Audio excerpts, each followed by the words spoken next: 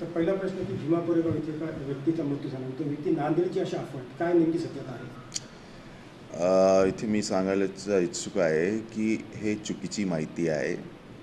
जे मृत्यू झालेला आहे त्याच्या नांदेडशी काही एक संबंध नाही. तर हे सर्व अफवा आहे, याच्यावर कोणी विश्वास ठेवू नये अशी अधिकृत सूत्रांकडून आम्हाला माहिती भेटलेली आहे. तर हे अफवा आहे, याच्यावर विश्वास ठेवू नका. सर, आज काही ठिकाणी अनुचित प्रकार घडले दगडफेकीच्या मध्ये, त्या संदर्भात पोलिसांनी नेमकी काय कारवाई केली आणि जर असं आणखी होत असेल तर त्यांच्यासाठी काय इशारा आहे?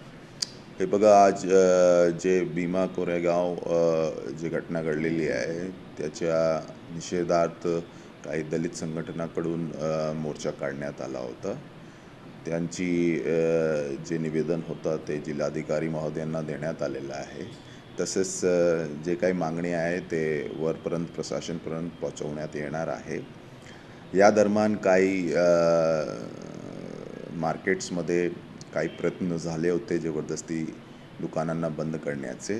त्याच्यावर काही लोकांना आम्ही डिटेन केलेलं आहे आणि चौकशी करून जर गुन्हा निष्पन्न होत असेल तर त्यांच्यावर गुन्हा दाखल करण्याची कारवाई पण करण्यात येत आहे. तसेच काल रात्री नांदेड ग्रामीणच्या हद्दीमध्ये एक प्रायव्हेट बस काच फोडण्यात आला, त्याच्यामध्ये गुन्हा दाखल आहे. आणि लोहामध्ये पण एक इन्सिडेंट झालेला आहे ज्याच्यामध्ये दगडफेक झाली आहे, त्याच्यामध्ये पण गुन्हा दाखल आहे.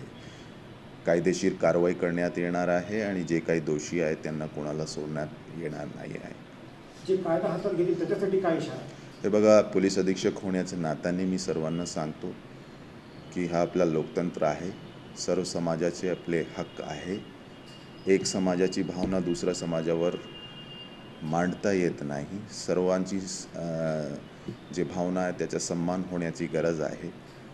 प्रशासन, पोलीस विभाग इथे उपस्थित आहे आणि सर्व नांदेडकरांना माझी अशीच अपील आहे की जाती असं लोक ठेवण्याची गरज आहे. नांदेडची अशी हिस्ट्री राहिलेली आहे की इथे नेहमीच आपल्याकडे शांतता असते. तर अशीच माझी अपील राहणार की कोणी युवक, विशेषतः युवकला माझी अशी अपील राहणार की कायद्याला हातामध्ये घेऊ नका, कारण याचे भरपूर काही रिपरकशन्स असते. गुन्हा तर दाखल होतोच, त्याशिवाय पण भविष्यामध्ये भरपूर अडचणी होतात.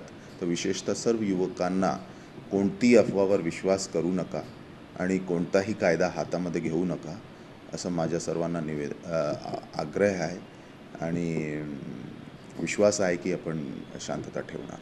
तर शेवटचा प्रश्न, उद्या महाराष्ट्र बंदची हाक आहे, साहजिकच नांदेडमध्ये बंद होईल, पोलिसांकडून काय उपाय आणि उद्यासाठीचं काय आव्हान आहे नांदेडकरांना? हे बघा, आता आम्ही सर्व ॲनालिसिस करत आहे की कुठे कुठे काय काय घटना घडू शकतो. त्याप्रमाणे आमची पूर्ण बंदोबस्ती नियोजन आहे. एक्स्ट्रा रिझर्व फोर्सेस पण मागवण्यात आलेले आहे. तसेच जिल्ह्यामध्ये पर्याप्त फोर्स आमच्याकडे उपलब्ध आहे. तर नक्कीच चोख बंदोबस्त आपल्याला दिसणार आणि कोणतीही घटना किंवा कोणालाही कायद्याला हातामध्ये आम्ही घेऊ देणार नाही.